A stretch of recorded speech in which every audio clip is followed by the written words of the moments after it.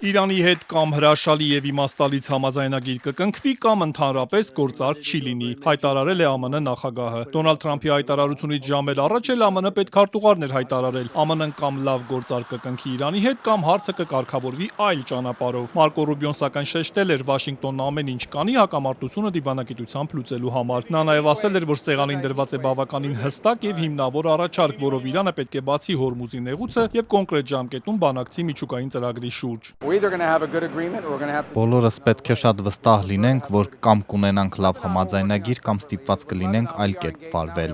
Մենք կնախընտրեինք լավ համաձայնագիր ունենալ։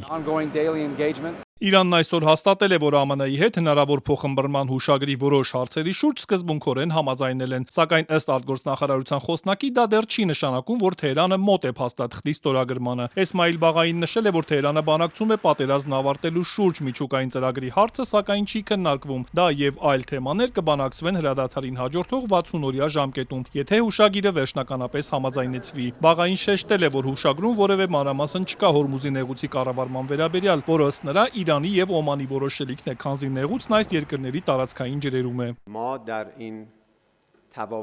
Եվ այս փուլում մենք չենք քննարկում միջուկային հարցի մանրամասները, իսկ թե ինչպես կկարգավորվի Հորմուզի նեղուցը, դա հարց է, որը լիովին կախված է նեղուցի ափամերձ պետություններից։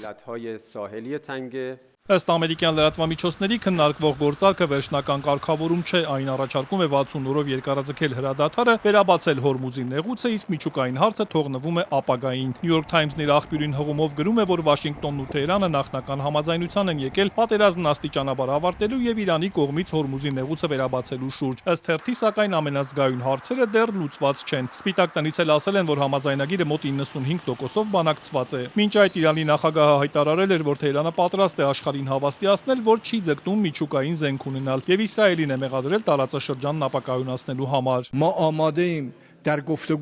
Մենք պատրաստ ենք բանակցությունների, պատրաստ ենք աշխարհին հավաստիացնել, որ չենք ձգտում միջուկային զենք ունենալ։ Մենք չենք ձգտում ապակայունացնել տարածաշրջանը։ Տարածաշրջանում ապակայունացնող ուժը Իսրայելն է։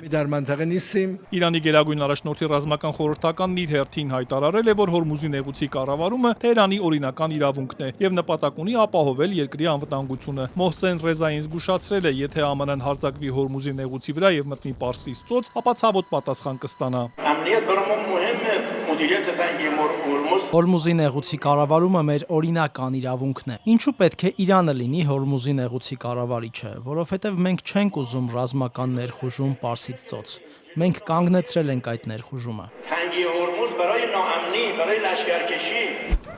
Ու մինչ պարզ չէ, թե երբ եւ արդյոք Վաշինգտոնին ու Թեհրանին կհաջողվի համաձայնեցնել մյուս հարցերը, Իսրայելը շարունակել է հարվածները Լիբանանի հարավին։ Կան զոհեր։ Իսրայելը պնդում է, որ թիրախավորում է Իրանի աջակցությունը վայելող եւ արևմուտքի կողմից ահաբեկչական ճանաչված Հեզբոլայի ենթակառուցվածքները։ Հեզբոլան եւս պատասխանել է, ինչի հետևանքով իսրայելցի մեկ զինվոր է սպանվել։